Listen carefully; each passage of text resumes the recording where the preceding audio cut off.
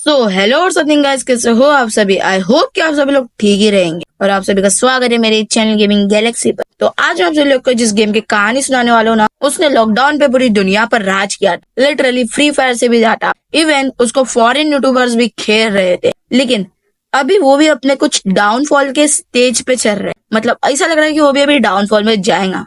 तो इससे पहले वो डाउनफॉल में चले जाए, अपन उसकी हिस्ट्री पता कर लेते हैं। तो बिना किसी देरी के शुरू करते हैं आज का ये तगड़ा वीडियो। एक टाइम था जब एक सिंपल ब्लॉक गेम ने पूरा गेमिंग वर्ल्ड चेंज कर दिया। ये है कहानी माइनक्राफ्ट की, उसके राइज से लेके उसके डाउनफॉल तक की। एक्ट 1 केव गेम। सब कुछ शुरू हुआ 10 मई 2009 को, जब मार्कस फर्सॉन, जिसे हम नॉच कहते हैं, उनने एक प्रोजेक्ट बनाया। नाम था केव गेम। ये एक सिंपल सैंडबॉक्स गेम था जहां प्लेयर्स ब्लॉक तोड़ और प्लेस कर सकते थे। नो एनिमीज, नो स्टोरी, सिर्फ क्रिएटिविटी। नॉच ने इंस्पिरेशन ली थी इन्फिना माइनर और ड्वार्फ फोर्ट्रेस जैसे गेम से। Act 2 Minecraft is born. 19 मई 2009 को इस गेम का नाम ऑफिशियली बन गया माइनक्राफ्ट। अल्फा वर्जन रिलीज हुआ और लोगों ने इस गेम को पसंद करना शुरू किया। यूट्यूबर जैसे एक्स एडवेंचर्स इन माइनक्राफ्ट और सीनेनर्स ने गेम को वायरल कर दिया। 2010 में नॉच ने मोजेंक नाम का स्टूडियो बनाया। सर्वाइवल मोड, मॉब जैसे क्रीपर्स, क्राफ्टिंग सिस्टम ऐड किया गया। माइनकॉन 2011 के इवेंट में माइनक्राफ्ट का ऑफिशियल रिलीज हुआ वर्जन 1.0 के साथ। एंड डायमेंशन और एंडर ड्रैगन भी लॉन्च किए गए। Act 4 the golden era.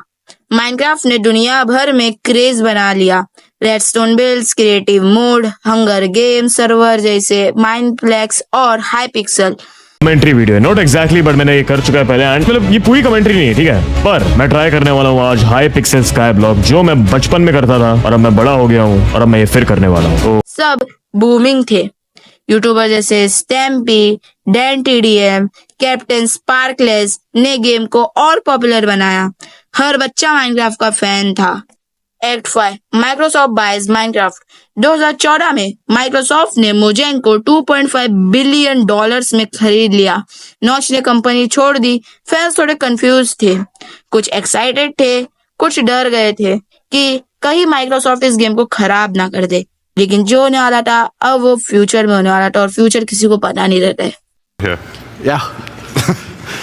Okay, cool. Hey guys, I'm Owen. I'm Chief Word Officer at Mojang. I do some of the websites, I write some stuff for the games, and I'm currently in the process of redesigning Minecraft.net. But this, you might know this guy. This is Marcus, or Notch, as you might know him as. He's one of the founders of Mojang and the creator of Minecraft, which I think we all like, and we can thank him for that.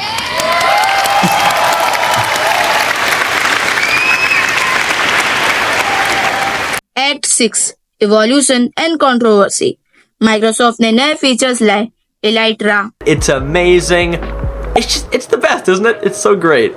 डोल building, ocean monuments और नए villages. 2017 में market place आया, जहां लोग अपने बनाए गए creations, skins, add on, mods, worlds बेच सकते थे। कुछ लोगों ने यह भी कहा कि अब जो माइनक्राफ्ट है ना, वो कमर्शियल बन चुका है।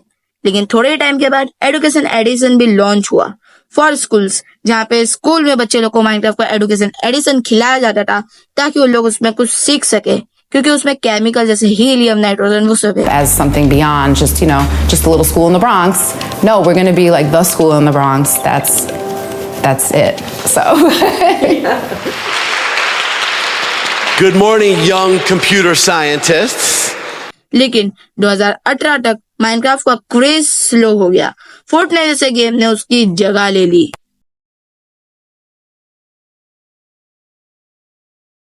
Act 7 the comeback. 2019 में प्यूडीपाई ने माइनक्राफ्ट खेला और गेम दोबारा पॉपुलर हो गया। After all these years, I'm back in Minecraft. I have this new. Is that a fucking horse? That's a freaking horse! Dream SMP ने माइनक्राफ्ट को story base बनाया। ड्रीम, टॉमीनिट, टेक्नोब्लेड जैसे नए लेजेंड्स आए। गेम फिर से नंबर 1 बन गया। Act 8 the decline of begins. 2022 में मोजेंक ने एक कंट्रोवर्शियल अपडेट दिया। Chat reporting system, players private server पर भी बैन हो सकते थे। कम्युनिटी एंग्री हो गई, हैशटैग सेव माइनक्राफ्ट ट्रेंड करने लगा, अपडेट स्लो हो गए, कई लोगों ने गेम को बोरिंग कहना शुरू कर दिया। Act 9 a living legacy. आज भी माइनक्राफ्ट दुनिया का बेस्ट सेलिंग गेम है। गेम ने पूरा जनरेशन को इंस्पायर किया है, कोडिंग, डिजाइन, क्रिएटिविटी सब कुछ, लेकिन उसका ओरिजिनल मैजिक थोड़ा लॉस लगता है। स्टिल माइनक्राफ्ट एक मूवमेंट बन गया है, एक लेगेसी। माइनक्राफ्ट जो है वो अभी तक एंड नहीं हुआ है और ना ही वो अभी तक डाउनफॉल हुआ है। बस फर्क इतना पड़ा है कि वो जो है ना अब उसका क्रेज स्लो हो चुका है।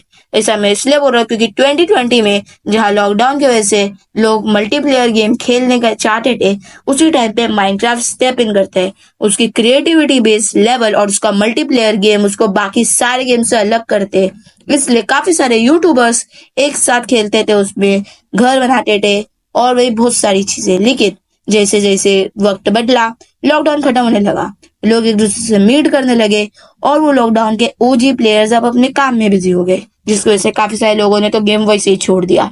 फिर आता है अपडेट्स का प्रॉब्लम। देखो, अगर अभी तक के अपडेट जो चल रहा था वो लास्ट अपडेट था 1.16, जो कि एक ही साथ में पूरा गेम चेंजिंग अपडेट था, जिसने पूरा नेदर चेंज कर दिया। लेकिन उसके बाद जो अपडेट आया वो कौन सा था? 1.17। और 1.17 में जितनी भी चीजें आने वाली थी ना, वो सारी चीजें अभी तक लॉन्च हो रही है। वार्डन जो कि 1.17 में आया था वो 1.18 में आया। काफी सारी चीजें वो मतलब 1.17 के अपडेट को जो थे ना वो 1 से 2 साल एक्सटेंड कर दिया गया था, एक्सटेंड। लेकिन फिर भी अभी तक के उसमें कुछ भी ऐसा अपडेट आया नहीं था। 2-3 साल वेट करने के बाद भी हम लोगों को क्या मिला? कॉपर, जिसका कोई यूज नहीं है गेम में। फिर उसके बाद हम लोग को क्या मिला? वार्डन। हाँ, बॉस फाइट के लिए सही है, लेकिन उसको मारने के बाद क्या मिलता है? कैटलिस्ट स्कल करके एक चीज। भाई क्या सेंस क्या बनाते हैं लोगों को? इतना साल तक वेट कराने के बाद भी एक अपडेट आया और वो एक अपडेट में भी इतनी अच्छी चीजें आई नहीं।